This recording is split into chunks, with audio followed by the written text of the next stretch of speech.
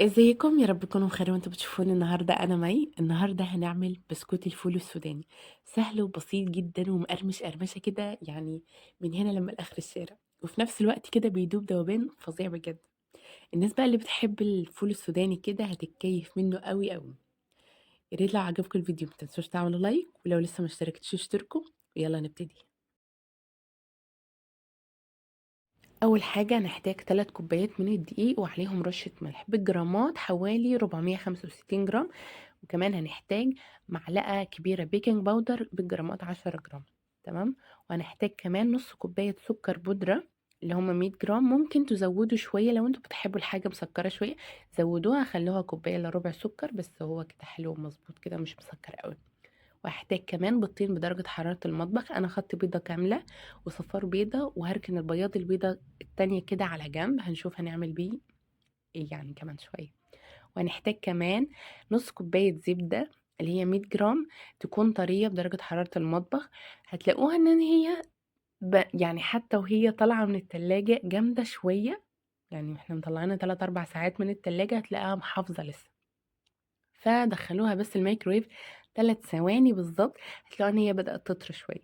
هنحتاج كمان ربع كوباية من الزيت الذرة اللي هما 50 ملي زيت. وهنحتاج كمان 2 كيس فانيليا او معلقة صغيرة فانيليا سايلة. آه، براحتكم يعني، شوفوا انتوا عايزين تحطوا ايه. ونحتاج بقى اهم حاجة بطل الحكاية بتاعتنا النهاردة، اللي هما نص كوباية من الفول السوداني المطحون في الكبة كده، مطحون قوي يعني. انا بحب اطحنه الاول وهو ني كده، وبعدين ابدا ان انا احمصه. ليه بقى؟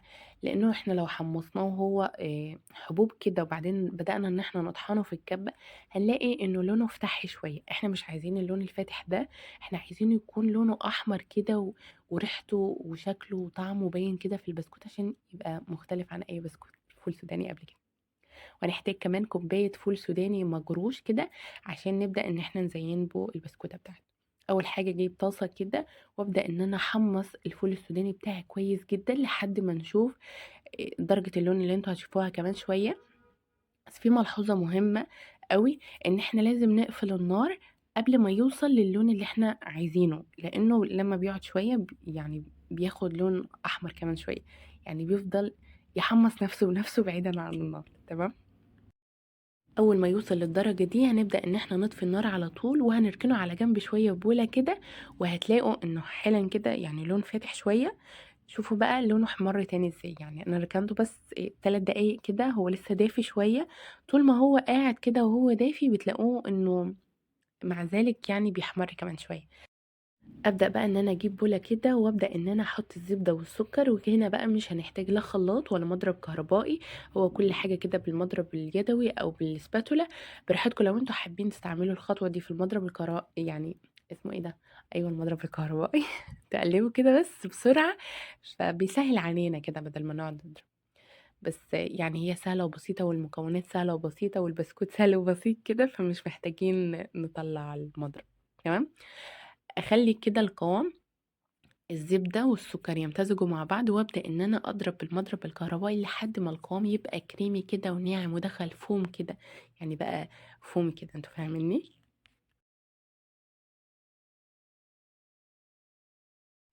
اول ما احس ان الزبدة والسكر بقى اختلطوا مع بعض والقوام بقى كريمي كده، ابدأ ان انا انزل كمية الزيت وافضل اضرب حوالي دقيقتين كده لحد ما القوام يبقى كريمي كده ولونه فاتح وبقى فومي شوية.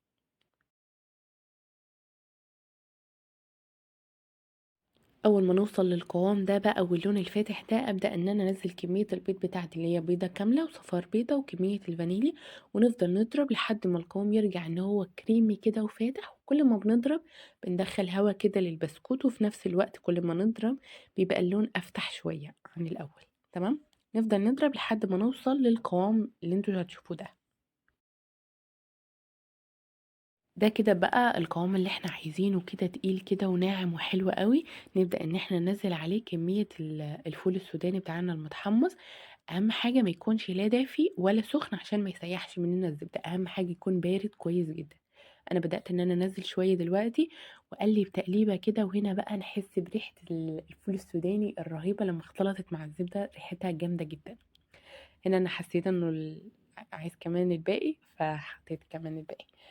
نقلب تقليبة حلوة كده لما يختلط كله مع بعضه. وهنا بقى نبدأ ان احنا نشم كده الروايح الحلوة بقى، يعني ريحته حلوة قوي كده، فظيعة قوي.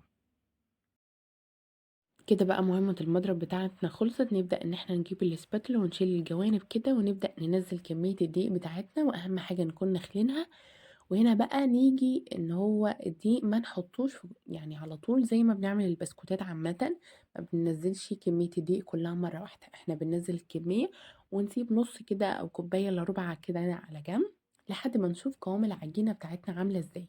ابدأ ان انا احط شوية واقلب، واحط كمان شوية واسيب كده نص كوباية على جنب، لحد ما اشوف القوام يعني هيحتاج كمان دقيق ولا لا.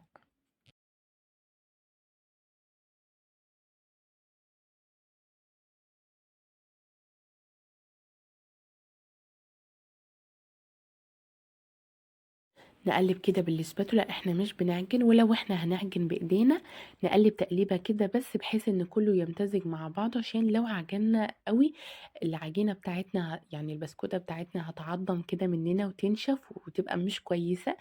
فلازم نقلب كده تقليبه بس، بنقلب مش بنعجن. هنا بقى حسيت ان العجينه محتاجه شويه من الدقيق، فجبت النص كوبايه اللي احنا ركناهم على جنب، بدات ان انا انخل شويه، وهركن برضو الباقي على جنب. هنفضل ان احنا نقلب شويه بالسباتولا، وبعدين هنركن بقى السباتولا على جنب عشان نحس بقوام العجينه كده في ايدينا، اذا كانت محتاجه ربع كوبايه دقيق التانية او لا. هنشوف.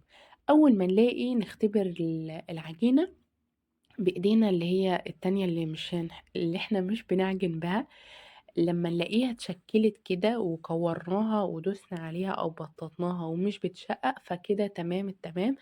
او ان هي مش طرية قوي زيادة عن اللزوم كده، مش محتاجين بقية الدقيق. ممكن لو اختبرتوها بايديكم اللي هي عاجنين بقى، ممكن تلزق تلزيقة فتحسوا ان هي محتاجة ربع كوباية الدقيق التانية، فحاولوا بايديكم التانية. تمام. نبدأ ان احنا بقى نحط شوكليت شيبس كده، اللي هي الحبوب الصغنونة قوي، مش الحبوب اللي هي كبيرة شوية، عشان في حبوب كبيرة شوية عشان ما تبقاش باينة قوي في البسكوتات. ده براحتكم، حابين ان انتوا تحطوه مش حابين براحتكم، لكن بيدي طعم حلو قوي مع البسكوت ده، رهيب بجد. نفضل نقلب كده تقليبة لحد ما خلاص نلم العجينة. ماشي. عجينة ملمومة، ناعمة كده وطرية، في نفس الوقت مش بتلزق مش بتشقق لما بنضغط عليها كده. ده كده قوام العجينة المثالي للبسكوت بتاعنا النهاردة. نبدأ ان احنا نشكل على طول البسكوت بتاعنا. نجيب كده صينية ليمونيوم، بتبقى حلوة قوي في الخبيز، اذا كان بقى في الكيك او البسكوت او المعجنات، فده احسن حاجة اللي هي الصواني الالومنيوم. ابدأ ان انا اجيب كده قطعة من العجينة، اكورها كده، بعدين ابدأ ان انا اعملها شبه صبع الكفتة. ماشي. اضغط عليها في النص كده، واحاول ان انا يعني ارفعها كده من الجوانب. شفتوا انتوا عاملين، عارفين انتوا الرموش، احنا كنا عملنا قبل كده فيديو الرموش، رموش الستة او عيون الشهد، نفس الرسمة بتاعتها دي. فاعمل كمان واحدة معاكم عشان تشوفوا وتتأكدوا، عشان انا شرحي فظيع.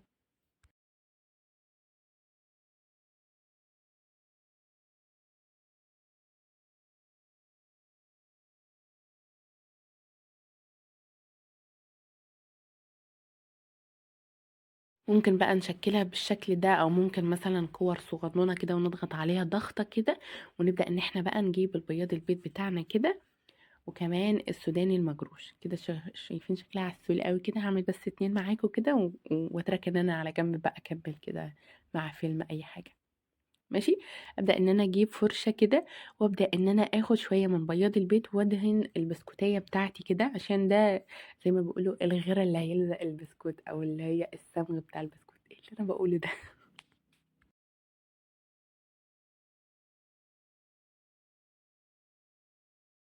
اشيل بقى البسكوتايه كده، انزلها في قلب الفول السوداني كده، واضغط ضغطه بس عشان احس ان خلاص الفول السوداني لزق كويس جدا في البسكوته، وابدا ان انا ارجعها تاني على الصينيه بكل سهوله.